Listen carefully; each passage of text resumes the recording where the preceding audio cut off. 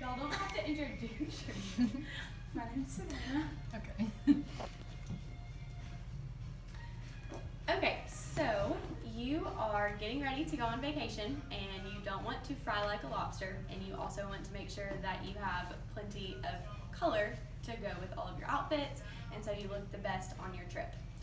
So first we're going to go over that you could either do UV tanning and in a tanning bed, so that way you can prevent burning, or you can do spray tanning. So first we're going to go over the benefit and risks of tanning. So basically, obviously, whenever you're doing tanning, you are going to be at risk of skin cancer. So yes, obviously, if you do overexpose yourself to sunlight, it is going to increase your risk of skin cancer. But also, what people don't know is that it does contribute a lot to if it's hereditary. So if you do have signs of skin cancer in your family already, you're a lot more at risk than if you don't.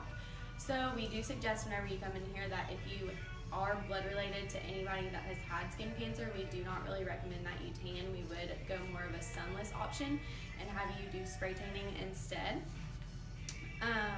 So obviously, yes, you would be more at risk, but another thing that people don't know is that you would also be less at risk of other types of cancer, according to O'Leary. And then, so some of the benefits is obviously that it would prevent sunburn. So basically, a tan is our body's natural way of preventing a sunburn. So it's a sunscreen, essentially.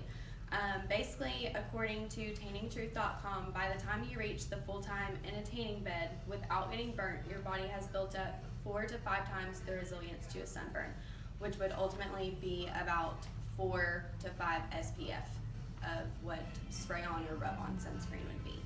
And then you're also going to get a lot of vitamin D from tanning. We do get a lot of people in here that have been referred by their doctor if they're vitamin D deficient. So what that means is basically tanning can give you 10 times more vitamin D than any type of supplement, food, or milk would. So you get a lot more in a lot shorter amount of time, and we do also have different things for that as well. So the next thing that you would need to know before you started tanning would be the science of tanning. So something that we do have that we use here is it's basically knowing your skin type. There are 6 different types of skin. So there's type 1, and that one always burns easily. We don't really recommend tanning. We would recommend more of a sunless option. And then there's type 2, which always burns easily, tans minimally, which means that we probably could get you in a bed so that way you would prevent burning, but you're not really going to see much of a tanning result. And then type 3, which burns moderately but tans gradually. So with that one, we would recommend that you would tan probably about 2 months in advance to your trip, so that way by the time you left, you would have a little bit of a tan, but you would definitely still be at risk for burning by the time you left. And then type 4 burns minimally, always tans well. This one, I would probably recommend you tanned about a month in advance before your trip, and then that way by the time you left, you could use minimal sunscreen and not be as at risk for burning. And then type 5 rarely burns, tans profusely. They could probably get a tan in about 2 weeks. And then type 6 never burns and is deeply pigmented. Probably not really somebody who would tan regularly for burning anyways. Can you see that? Mm-hmm.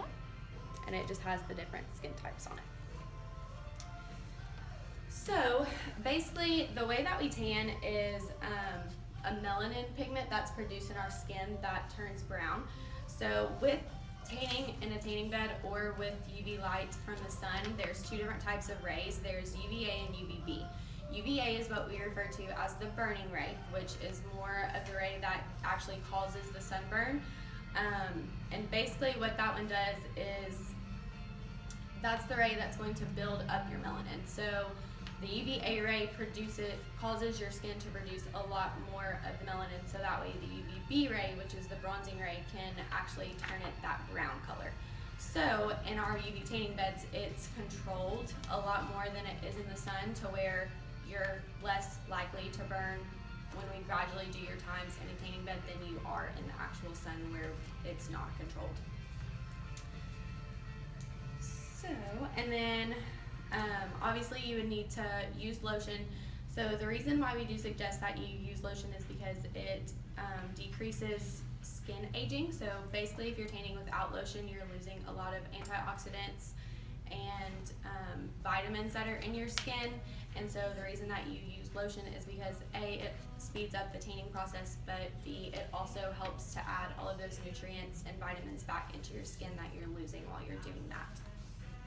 And then, so let's say that you've tanned and you're just not the color that you wanted to be. You can always do our sunless option, which would be spray tanning. There are two different types of options, so you can do a booth form or you could do an airbrush. The booth is where an automated machine sprays you and you would be in there completely by yourself, or you could do an airbrush option, which is where a certified technician would spray you. The airbrush option is a little bit more customizable because you can go a little bit darker if you want to. You could not get certain areas sprayed, or you could we could work with like tan lines and stuff like that. And then basically the way that a spray tan works is it's got DHA, which is according to Drellos, is a 3-carbon sugar that is manufactured as a white crystalline hygroscopic powder, and it interacts with amino acids, peptides, and proteins to form chromophobes known as melanogens.